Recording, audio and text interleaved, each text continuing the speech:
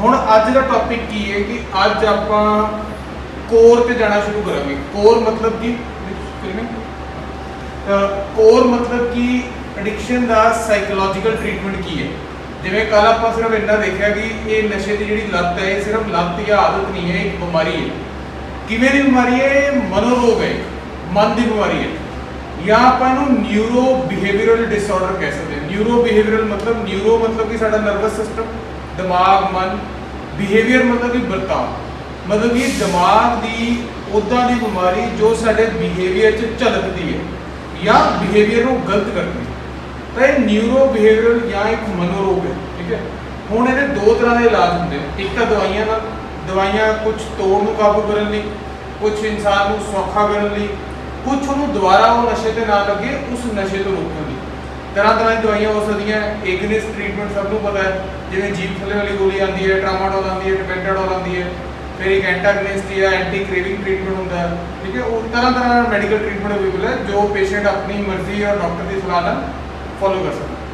ਪਰ ਉਸ ਟ੍ਰੀਟਮੈਂਟ ਨਾਲ, ਕੱਲੇ ਮੈਡੀਕਲ ਟ੍ਰੀਟਮੈਂਟ ਨਾਲ ਆਪਾਂ ਇਸ ਬਿਮਾਰੀ ਨੂੰ ਹਰਾ ਨਹੀਂ ਸਕਦੇ ਜ਼ਿਆਦਾਤਰ ਕੇਸਿਸ 'ਚ, ਕਿਉਂਕਿ ਇਹ ਬਿਮਾਰੀ ਮਨੋਰੋਗ ਹੈ, ਮਨ ਦੀ ਬਿਮਾਰੀ ਹੈ, ਦਿਮਾਗ ਤੋਂ, ਮਨ ਤੋਂ ਸ਼ੁਰੂ ਹੋ ਰਹੀ ਹੈ। ਤਾਂ ਇਸ ਕਰਕੇ ਮਾਨਸਿਕ ਟ੍ਰੀਟਮੈਂਟ ਬਹੁਤ ਜ਼ਰੂਰੀ ਹੈ। ਜਿਵੇਂ ਸਾਈਕੋਲੋਜੀਕਲ ਟ੍ਰੀਟਮੈਂਟ ਆਪਾਂ ਕਹਿ ਦਿੰਦੇ ਹਾਂ, ਕਾਉਂਸਲਿੰਗ ਕਹਿ ਦਿੰਦੇ ਹਾਂ। ਤਾਂ ਕਾਉਂਸਲਿੰਗ ਟ੍ਰੀਟਮੈਂਟ ਜਾਂ ਸਾਈਕੋਲੋਜੀਕਲ ਹੈਲਪ ਜਦੋਂ ਬੰਦਾ ਲੈਣੀ ਸ਼ੁਰੂ ਕਰਦੇ ਤਾਂ ਉਹਦੇ ਫਸਟ ਸਟੈਪ ਜਾਂ ਉਸ ਤੋਂ ਬਾਅਦ ਕੀ ਹੈ, ਅੱਗੇ ਦੇ ਟਿਊਟੋਰੀਅਲਸ ਜਾਂ ਵੀਡੀਓਜ਼ ਆਪਾਂ ਉਹ ਦੇਖਣਾ। ਤਾਂ ਅੱਜ ਗੱਲ ਕਰ ਰਹੇ ਹਾਂ ਫਸਟ ਕੰਟੈਕਟ।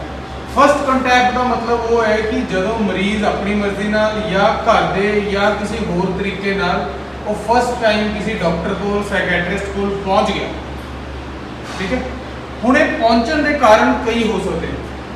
ਬਦਕਿਸਮਤੀ ਨਾਲ ਕਈ ਕਾਰਨ ਇਹੋ ਜਿਹੇ ਵੀ ਹੁੰਦੇ ਆ ਜਿਹਦੇ ਵਿੱਚ ਮਰੀਜ਼ ਸਿਰਫ ਟਾਈਮ ਪਕਾਉਣ ਆਉਂਦਾ, ਉਹਨੂੰ ਨਸ਼ਾ ਨਹੀਂ ਮਿਲ ਰਿਹਾ, ਸਿਰਫ ਉਹਨੇ ਟਾਈਮ ਲਈ ਆ ਜਾਂਦਾ ਡਾਕਟਰ ਕੋਲ ਦਵਾਈ ਲੈਣ।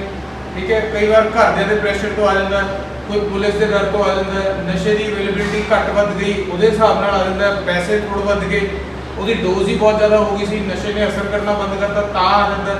ਤਾਂ ਕਈ ਵਾਰ ਕਿਆ ਹੁੰਦਾ ਕਿ ਫਸਟ ਕੰਟੈਕਟ 'ਚ ਵੀ ਮਰੀਜ਼ ਦਾ ਡਾਕਟਰ ਕੋਲ ਆਉਣ ਦੀ ਕਾਰਨ ਹੋ ਸਕਦਾ ਹੈ ਕਿ ਮਨੋਂ ਸੱਚਾ ਨਾ ਹੋਵੇ, ਉਹ ਇੱਕ ਡਰਾਮਾ ਰਚ ਰਿਹਾ ਹੋਵੇ ਜਾਂ ਜਸਟ ਘਰਦਿਆਂ ਦੀ ਤਸੱਲੀ ਲਈ ਆਇਆ ਹੋਇਆ ਜਾਂ ਆਪਣੇ ਮਨ 'ਚ ਪਹਿਲਾਂ ਹੀ ਇੱਕ ਧਿਆਨ ਧਾਰਾ ਬਣਾ ਕੇ ਆਇਆ ਹੋਇਆ ਕਿ ਮੈਂ ਤਾਂ ਵੀ ਇੱਦਾਂ ਦਾ ਕਰਨਾ, ਉਸ ਤੋਂ ਬਾਅਦ ਮੈਂ ਫਿਰ ਕਰਨਾ। ਠੀਕ ਹੈ। ਦੂਸਰੀ ਤਰ੍ਹਾਂ ਦਾ ਪੇਸ਼ੈਂਟ ਹੋ ਸਕਦਾ ਕਿ ਜਿਸ ਨੂੰ ਇਹ ਅਹਿਸਾਸ ਹੋ ਜਾਏ, ਜਿਵੇਂ ਕੱਲ੍ਹ ਮੈਂ ਦੱਸਿਆ ਸੀਗਾ 3 ਲੈਵਲ ਹੈ, ਪਰਸਨਲ, ਸੋਸ਼ਲ ਤੇ ਪ੍ਰੋਫੈਸ਼ਨਲ। ਉਹਨਾਂ ਦੇ ਨੁਕਸਾਨ ਹੋਣ ਲੱਗੇ, ਉਹ ਮਰੀਜ਼ ਨੂੰ ਸਮਝ ਆ ਗਈ ਕਿ ਬਈ ਇਹ ਚੀਜ਼ ਮੇਰੇ ਹੱਥੋਂ ਬਾਹਰ ਹੋ ਰਹੀ ਹੈ, ਮੈਂ ਇਸ ਚੀਜ਼ ਨੂੰ ਕੰਟਰੋਲ ਨਹੀਂ ਕਰ ਪਾ ਰਿਹਾ, ਤਾਂ ਚਲੋ ਆਪਾਂ ਡਾਕਟਰ ਨਾਲ ਜਾਂ ਇੱਕ ਮੈਡੀਕਲ ਸਲਾਹ ਲਈਏ ਕਿ ਇਹਦੇ ਬਾਰੇ ਮੈਂ ਕੀ ਕਰ ਸਕਦਾ। ਤਾਂ ਉਹ ਪੇਸ਼ੈਂਟ ਨੂੰ ਆਪਾਂ ਕਹਿ ਸਕਦੇ ਹਾਂ ਕਿ ਉਹ ਇੱਕ ਪਾਰਸ਼ੀਅਲ ਜੀ ਇਨਸਾਈਟ ਲੈ ਕੇ ਆਇਆ ਡਾਕਟਰ ਕੋਲ, ਜਿਹਨੂੰ ਥੋੜੀ ਬਹੁਤ ਸਮਝ ਆਉਣ ਲੱਗੀ। ਠੀਕ ਹੈ। ਤਾਂ ਫਸਟ ਕੰਟੈਕਟ ਦੇ ਰੀਜ਼ਨਸ ਕਈ ਹੋ ਸਕਦੇ ਜਿਵੇਂ ਮੈਂ ਦੱਸਿਆ। ਹੁਣ ਮੈਂ ਕਹਿੰਦਾ ਕਿ ਰੀਜ਼ਨ ਚਾਹੇ ਚੰਗਾ ਹੈ ਚਾਹੇ ਮਾੜਾ ਹੈ, ਪਰ ਜੇ ਮਰੀਜ਼ ਇੱਕ ਵਾਰ ਡਾਕਟਰੀ ਸਲਾਹ ਲਈ ਆ ਗਿਆ ਤਾਂ ਉਹ ਬੜਾ ਵੱਡਾ ਕਦਮ ਹੈ। ਇਸ ਕਰਕੇ ਫਸਟ ਕੰਟੈਕਟ ਆਪਣੇ ਆਪ 'ਚ ਇੱਕ ਚੀਜ਼ ਖਾਸ ਹੈ ਕਿ ਜਦੋਂ ਬੰਦਾ ਫਸਟ ਟਾਈਮ ਉਹ ਟ੍ਰੀਟਮੈਂਟ ਕੰਸੀਡਰ ਕਰਦਾ ਤਾਂ ਹੁਣ ਉਸ ਪੇਸ਼ੈਂਟ ਲਈ ਸਮਝਣਾ ਕਿਆ ਜ਼ਰੂਰੀ ਹੈ ਕਿ ਜੀ ਰੀਜ਼ਨ ਜਦੋਂ ਇੰਪੋਰਟੈਂਟ ਨਹੀਂ ਰਹੇ। ਠੀਕ ਹੈ। ਜਿਸ ਵੀ ਕਾਰਨ ਤੋਂ ਆ ਗਿਆ, ਹੁਣ ਇੱਥੇ ਡਾਕਟਰੀ ਟੀਮ ਔਰ ਡਾਕਟਰ ਦਾ ਵੀ ਰੋਲ ਹੈ ਕਿ ਉਹ ਪੇਸ਼ੈਂਟ ਨੂੰ ਸਮਝਾ ਸਕੇ ਜਿਸ ਬਾਰੇ ਮੈਂ ਦੱਸਣ ਲੱਗਿਆ। ਦੂਜਾ, ਪੇਸ਼ੈਂਟ ਦਾ ਵੀ ਆਪਣਾ ਇੱਕ ਥਾਟ ਇਸ ਵੀਡੀਓਜ਼ ਨਾਲ ਇਹ ਚੇਂਜ ਹੋਣਾ ਚਾਹੀਦਾ ਕਿ ਜਦੋਂ ਫਸਟ ਕੰਟੈਕਟ ਹੈ, ਜੇ ਕੋਈ ਬੰਦਾ ਇਸ ਵੀਡੀਓ ਦੇਖ ਕੇ ਪ੍ਰਮੋਟ ਹੋ ਰਿਹਾ ਔਰ ਫਸਟ ਟਾਈਮ ਡਾਕਟਰ ਕੋਲ ਜਾਣ ਲਈ ਤਿਆਰ ਹੈ ਤਾਂ ਆਪਣੇ ਮਨ 'ਚ ਦੋਨੋਂ ਚੀਜ਼ਾਂ ਨੂੰ ਰੱਖੀਏ ਕਿ ਇੱਕ ਤਾਂ ਮੈਂ ਸਰੀਰ ਦੀ ਤਾਂ ਮਦਦ ਲੈਣੀ ਹੈ, ਨਾਲ ਮੈਂ ਆਪਣੇ ਮਨ ਦੀ ਵੀ ਮਦਦ ਲੈਣੀ। ਠੀਕ ਹੈ। ਜੇ ਉਹਨੂੰ ਕੋਈ ਸਾਈਕੋਲੋਜੀਕਲ ਇਸ਼ੂਜ਼ ਹੈ, ਜੇ ਉਹਨੂੰ मतलब कि किसी चीज़ का डर है, कोई घबराहट है, और दिक्कतां ने, घरेलू ने, सपोर्ट की कमी है, वो सारियां भी डॉक्टर नाल खुल के डिस्कस करें। तो इन्ना रोल मरीज़ का है। बाकी ट्रीटमेंट का की रोल रहिंदा है कि जो अपना फस्ट कंटैक्ट यानी कि वो पहली बार आ गया ट्रीटमेंट में, असी पेशेंट को एक तो मैडिकल हैल्प ऑफर करांगे कि मैडिकल हेल्थ फर्स्ट स्टैप है, क्योंकि ज़्यादातर मरीज अपने मन से एक गलत धारणा लेके आते हैं भी इको दम नशा छड्डांगे तो कुछ हो जाऊगा, गुला पै जाएगा, दौरा पै जाएगा, ऐ ना हो जाए, वो ना हो जाए। फिर समाज में कई तरह दी गल्लां चलदियां, कई लोग इस चीज़ को वधांदे हैं कि भाई तू इको दम नशा छड्डिया तो तैनूं ऐ हो जाऊगा। तो इस करके फस्ट तो असीं मैडिकल हेल्प ऑफर करके पेशेंट को यह समझाना है, वो मन चों वहम जिहड़े मिथ बने हुए हैं वो कढ़ने हैं कि भाई जो तू मेडिकली ट्रीटमेंट लेके नशा छड्डेगा तेरी कोई इदा की तोड़ या खतरनाक काम नहीं होएगा कि जो मैंने कोई अदरंग आ जाए बुला आ जाए या कुछ जानलेवा साबित हो जाए भावें जिहड़ा मर्जी नशा हो एक तरह के नशे की गल नहीं कर रहे तो पहली तो वो है प्लस वो बॉडी के सारे टैसट होंगे जिहदे नाल आपां नूं पता लगेगा कि उन्होंने कोई होर शारीरिक समस्या तो नहीं आ गई जिवें किसी को पीलिया का नहीं बन गया ठीक है किसी को कोई गुर्दे की प्रॉब्लम खून की ज़्यादा कमी तो नहीं है वो सारी हो जाएगी ਜਦੋਂ ਅਸੀਂ ਇਹ ਦੋ ਚੀਜ਼ਾਂ ਸਹੀ ਕਰ ਲੀਆਂ ਉਹਦਾ ਟ੍ਰੀਟਮੈਂਟ ਸ਼ੁਰੂ ਕਰਤਾ ਫਿਰ ਆਪਾਂ ਅਗਲੇ ਸਟੈਪ ਤੇ ਚੱਲਣਾ ਹੈ ਜਿਹਨੂੰ ਆਪਾਂ ਕਹਿ ਸਕਦੇ ਹਾਂ ਸਾਈਕੋਲੋਜੀਕਲ ਟ੍ਰੀਟਮੈਂਟ ਯਾਨੀ ਕਿ ਮਨੋਰੋਗ ਦਾ ਇਲਾਜ ਮਾਨਸਿਕ ਵਿਗਿਆਨ ਦੇ ਅਕੋਰਡਿੰਗ ਠੀਕ ਹੈ ਜੀ ਉਹਦੇ ਚ ਹੁਣ ਫਸਟ ਕੰਟੈਕਟ ਅੱਜ ਦੇ ਟਿਊਟੋਰੀਅਲ ਦਾ ਟੌਪਿਕ ਦੋ ਚੀਜ਼ਾਂ ਹੈ जो टाइम एंड अगेन बार बार मेरे सेशंस डिस्कस होता है पहली है एक्सेप्टेंस ठीक है ये भी आम लफ्ज है एक्सेप्टेंस अपनाना सरेंडर ये आत्म संपर्न करना ताकि मैं अपने आप को डॉक्टर ट्रीटमेंट टीम हवाले कर रहे हैं अपनी बेहतरी ठीक है ਹੁਣ ਜੇ ਐਕਸੈਪਟੈਂਸ ਆਏਗੀ ਤਾਂ ਉਹ ਆਟੋਮੈਟਿਕਲੀ ਬੰਦਾ ਸਰੈਂਡਰ ਵੀ ਕਰੇਗਾ ਠੀਕ ਹੈ ਤਾਂ ਹੁਣ ਆਪਾਂ ਐਕਸੈਪਟੈਂਸ ਨੂੰ ਸਮਝੀਏ ਕਿ ਸਾਈਕੋਲੋਜੀਕਲ ਲੈਵਲ ਤੇ ਕਿਸ ਚੀਜ਼ ਨੂੰ ਆਪਾਂ ਐਕਸੈਪਟੈਂਸ ਕਹਿੰਦੇ ਹਾਂ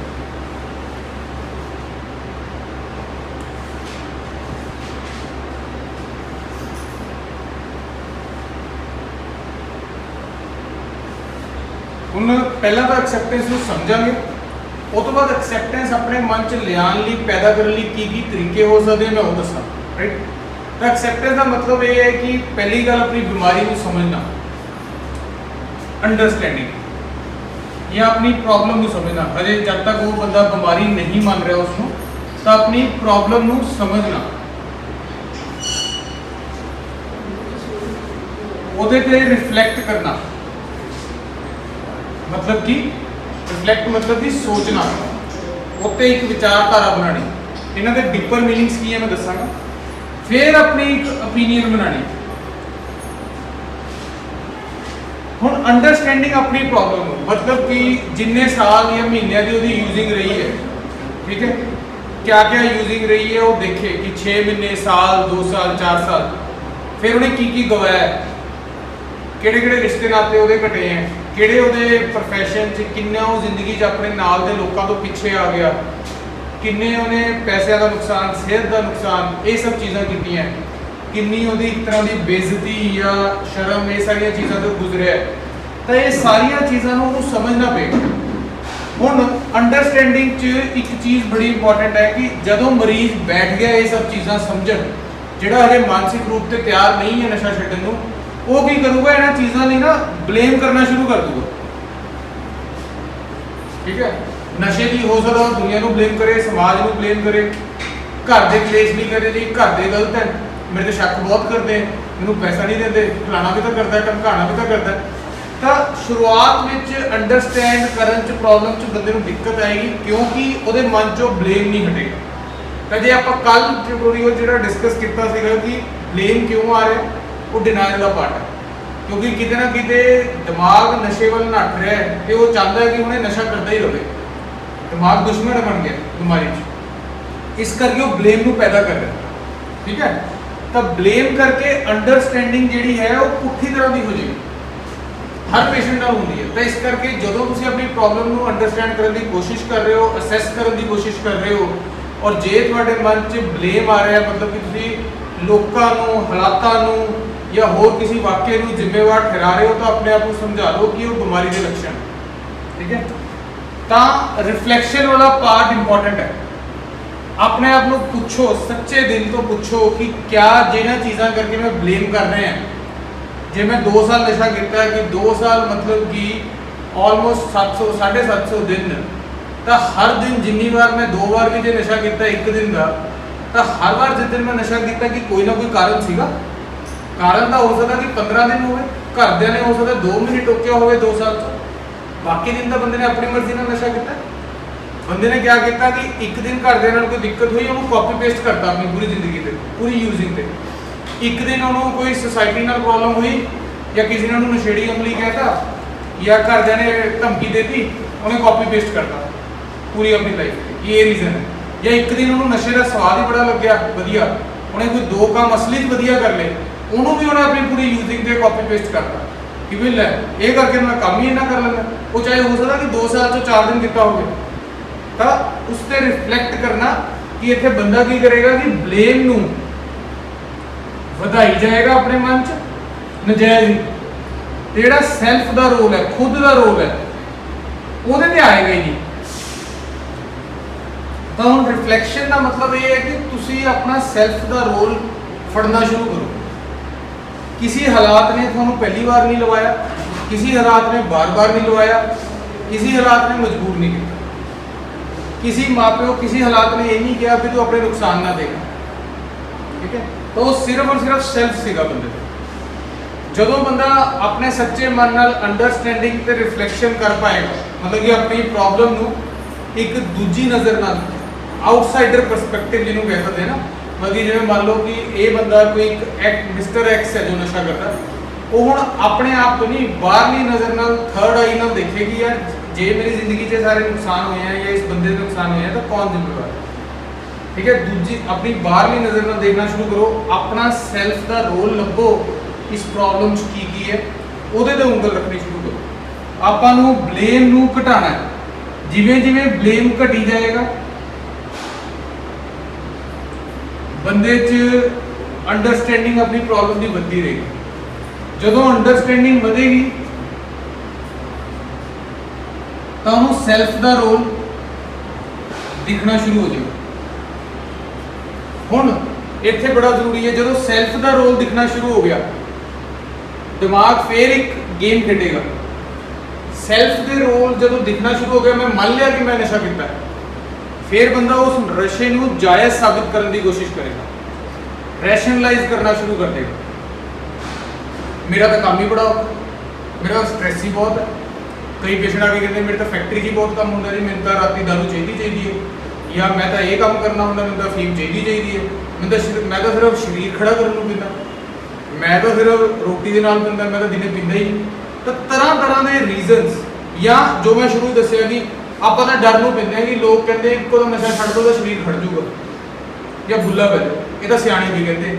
ਤਾਂ ਇਹ ਸਾਰੇ ਰੈਸ਼ਨਲਾਈਜੇਸ਼ਨ ਹੈ ਕਿ ਬਲੇਮ ਖਤਮ ਹੋ ਗਿਆ, ਸੈਲਫ ਤੇ ਆ ਗਿਆ ਬੰਦਾ, ਪਰ ਫਿਰ ਉਹ ਰੈਸ਼ਨਲਾਈਜੇਸ਼ਨ ਤੇ ਆ ਗਿਆ ਕਿ ਮੈਂ ਨਸ਼ਾ ਤਾਂ ਕਰਤਾ ਰਿਹਾ ਪਰ ਉਹਨੂੰ ਜਾਇਜ਼ ਵੀ ਸਾਬਿਤ ਕਰ ਰਿਹਾ ਕਿ ਮੇਰਾ ਨਸ਼ਾ ਗਲਤ ਨਹੀਂ ਹੈ। ਉਹ ਤੇ ਫਿਰ ਰਿਫਲੈਕਟ ਕਰਨਾ, ਜੇ ਉਹ ਜਾਇਜ਼ ਹੈ ਤਾਂ ਉਸ ਜਾਇਜ਼ ਚੀਜ਼ ਨੇ क्या क्या फायदे ਦਿੱਤੇ हैं। क्या ਬੰਦਾ ਪੈਨ ਫੜ ਕੇ ਕਾਪੀ ਤੇ ਲਿਖ ਸਕਦਾ? ਜਦੋਂ ਲਿਖੇਗਾ ਤਾਂ ਠੋਸ ਕੁਝ ਮਿਲਣਾ ਹੀ ਨਹੀਂ, ਸਿਰਫ ਔਰ ਸਿਰਫ ਨੁਕਸਾਨ ਮਿਲਨੇ।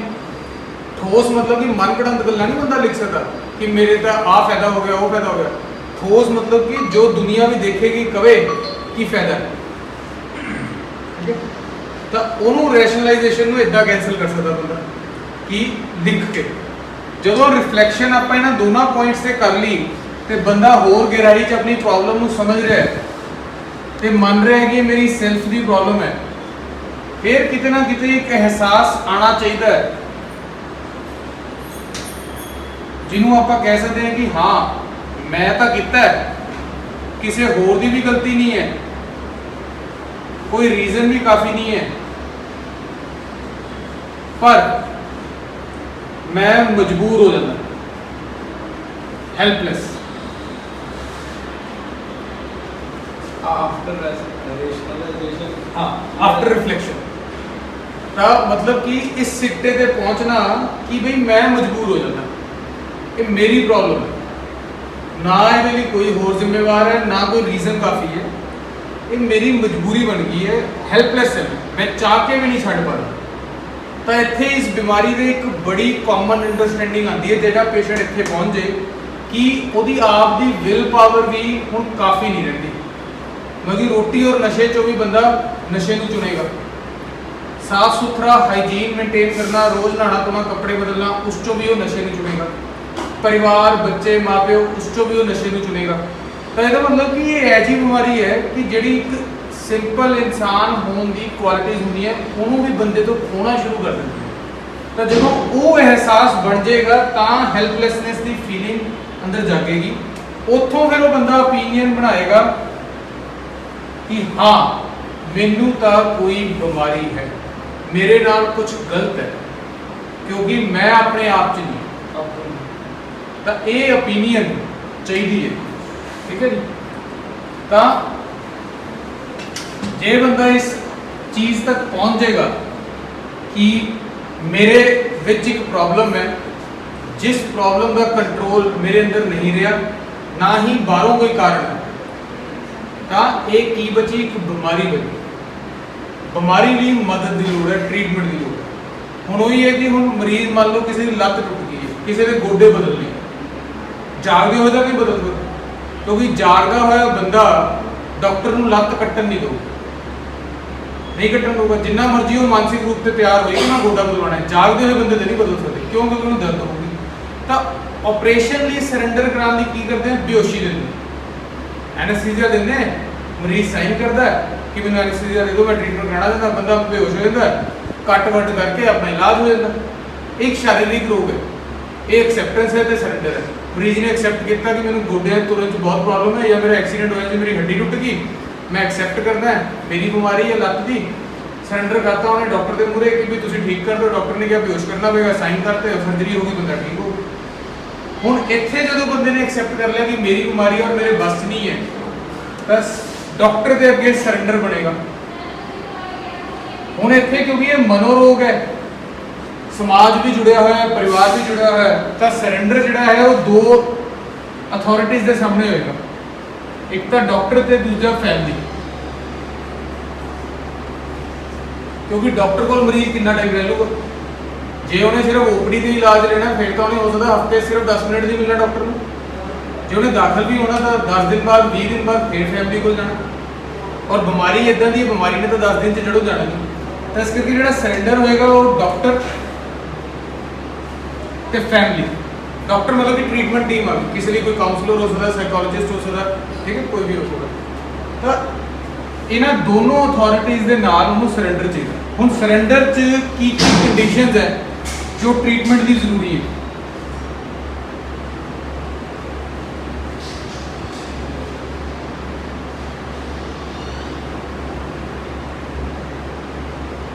ਸਭ ਤੋਂ ਪਹਿਲਾਂ ਤਾਂ ਟਰਸਟ ਤੇ ਫੇਥ। ये दो चीज़ां क्यों जरूरी हैं? ताकि बंदा अपने मन चो वहम कढ़ सके, मिथ कढ़ सके, जो उन्हें यूजिंग के टाइम पे अपने दोस्तों तो समाज तो सीखा कि इक्को दम नशा नहीं छड्डी दा हुंदा, या गोली नहीं खाई दी हुंदी, इस गोली नाल गुर्दे फेल हो जाते हैं, काउंसलिंग का कोई फायदा नहीं, ये तक कदे तू छड्डना होएगा आपे छड्ड देगा, विल पावर की गल हुंदी है, सब शोशा है, सब ड्रामे है, तरह तरह की गल्लां है, ठीक है ना। कोई कहता है एनडी मीटिंग का फायदा नहीं, कोई कहता डॉक्टर का फायदा नहीं, कोई कहेगा रीहैब सेंटर का फायदा नहीं। तो तरह तरह दी गल्लां समाज चलदियां ने, हर बीमारी को लेके ते एडिक्शन बीमारी को लेके। तो इस करके ट्रस्ट एंड फेथ सरेंडर का पार्ट है कि डॉक्टर ते फैमिली ते ट्रस्ट एंड फेथ होए कि ये दोनों मेरे वेलविशर है, ठीक है। ਜਦੋਂ ਇਹਨਾਂ ਤੇ ਟਰਸਟ ਐਂਡ ਫੇਥ ਆਏਗਾ ਤਾਂ ਆਟੋਮੈਟਿਕਲੀ ਉਹਦਾ ਜਿਹੜਾ ਸਰਕਲ ਹੈ ਉਹ ਕੱਟਣਾ ਸ਼ੁਰੂ ਹੋਏਗਾ। ਜੋ ਉਹਦੇ ਦੋਸਤ ਹੈ, ਯੂਜ਼ਿੰਗ ਪਾਰਟਨਰ ਹੈ ਜਾਂ ਹੋਰ ਲੋਕ ਹੈ, ਉਹਨਾਂ ਦੀ ਸਲਾਹ ਆਪਾਂ ਬੰਦ ਕਰਨੀ। ਜੇ ਉਹ ਇੱਕ ਤਰਫ ਦਵਾਈ ਲੈ ਰਿਹਾ, ਟ੍ਰੀਟਮੈਂਟ ਲੈ ਰਿਹਾ, ਦੂਜੀ ਤਰਫ ਉਹ ਆਪਣੇ ਦੋਸਤਾਂ ਨਾਲ ਇਨ ਕੰਟੈਕਟ ਹੈ, ਤਾਂ ਹੋ ਸਕਦਾ ਕਿ ਇੱਕ ਤਰਫ ਉਹਦੇ ਮਿਥ ਆਪਾਂ ਘਟਾਉਣ ਦੀ ਕੋਸ਼ਿਸ਼ ਕਰ ਰਹੇ ਹਾਂ, ਵਹਿਮ ਦੂਜੀ ਤਰਫ ਹੋ ਪਈ ਜਾ ਰਹੀ। ਤਾਂ ਇਸ ਕਰਕੇ ਟਰਸਟ ਐਂਡ ਫੇਥ ਜਦੋਂ ਡਾਕਟਰ ਤੇ ਫੈਮਿਲੀ ਤੇ ਬਣੇਗਾ ਤਾਂ ਉਹਦਾ ਜਿਹੜਾ ਬਾਹਰ ਦਾ ਸਰਕਲ ਹੈ ਉਹ ਕੱਟਣਾ ਚਾਹੀਦਾ, ਤਾਂ ਕਿ ਉਹ ਪਰਿਵਾਰ ਦੀ ਸੁਣੇ ਔਰ ਡਾਕਟਰ ਦੀ ਸੁਣੇ। ਤਾਂ ਟਰਸਟ ਐਂਡ ਫੇਥ ਫੁੱਲ ਹੋਣਾ ਚਾਹੀਦਾ। ਉਹ ਤੋਂ ਬਾਅਦ ਅੰਦਰੋਂ एक्सेप्टेंस ऑफ ट्रीटमेंट होनी चाहिए। दोनों तरह का ट्रीटमेंट, दवाइयां वाला भी ते साइकोलॉजिकल ट्रीटमेंट। हुण इत्थे बहुत बार बहुत मैक्सिमम पेशेंट इदां दे असीं एनकाउंटर करीदे हैं कि जिहड़े कहंदे जी दवाई दे दो, या जिन्हां दा कंसर्न सिर्फ इन्ना हुंदा कि साडी तोड़ चक दो बाकी ओके। तां उत्थे मतलब कि मरीज ने अपनी बीमारी नूं समझिया ही नहीं। जे सिर्फ और सिर्फ कोई तोड़ करके नशा करदा हुंदा फिर तां नशा छड्डना ही बहुत सौखा सी। तोड़ ठीक करने लिए तो हज़ारों दवाइयां, फिर तो कोई बंदा रिलैप्स ही ना होता। सब ने देखा है कोई 6 महीने बाद भी रिलैप्स हो जाता, कोई 6 साल, कोई 10 साल बाद भी रिलैप्स हो जाता। तोड़ तो 10 दिन बाद नहीं रही। फिर 6 महीने बाद बंदा रिलैप्स क्यों होता। इस करके एक्सेप्टेंस ऑफ ट्रीटमेंट चाहिए, दोनों ट्रीटमेंट साइकोलॉजिकल भी ते मैडिकल भी। कंप्लायंस कंप्लायंस एक मैडिकल भाषा च बड़ा कॉमनली ये वर्ड यूज किया जाता है। ਇਹਦਾ मतलब ਹੁੰਦਾ कि ਹੁਣ ਤੁਸੀਂ ट्रीटमेंट ਤਾਂ एक्सेप्ट कर लिया, डॉक्टर के परिवार अगे हाँ करती कि ठीक है जी फेज भी है सब कुछ है, ਤੁਸੀਂ ट्रीटमेंट शुरू करो। ਇਹਦਾ मतलब है ਨਿਭਾਣਾ।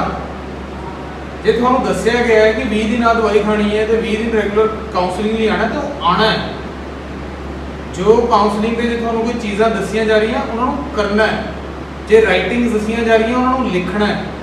तो इस करके कंप्लाइंट होना ट्रीटमेंट देना, ठीक है, उन्होंने निभाना। जे बंदा ये 3 चीज़ां कर ले तो नतीजा अपने आप मिलेगा, ठीक है। तो 2 चीज़ां जो अपन डिस्कस की एक्सेप्टेंस एंड सरेंडर, तो उन्होंने अंदर जिहड़े आपां पार्ट्स डिस्कस किए वो हुण वीडियो च भी आ गया, तो बंदा वीडियो भी बार बार देख सकता ताकि ये चीज़ां मन च फ्रैश रहे, ठीक है। उस तो बाद जदों फर्स्ट कंटैक्ट पे सारा कुछ शुरू हो गया तो नैक्सट ट्यूटोरियल का टॉपिक की रहेगा कि फिर किवें हीलिंग शुरू होएगी, क्या क्या कदम है एडिक्शन वाले माइंड को, इस बीमारी वाले माइंड को हील करने, ठीक है। जिस जिन्ने भी स्टैप होंगे कि पहला अपनी हिस्ट्री दसनी, गिल्ट कढ़ने, ग्रज कढ़ने, डिनाइल कढ़ने, वो सारा कुछ आप 1 बाय 1 अगे ट्यूटोरियल्स देखिए, ठीक है।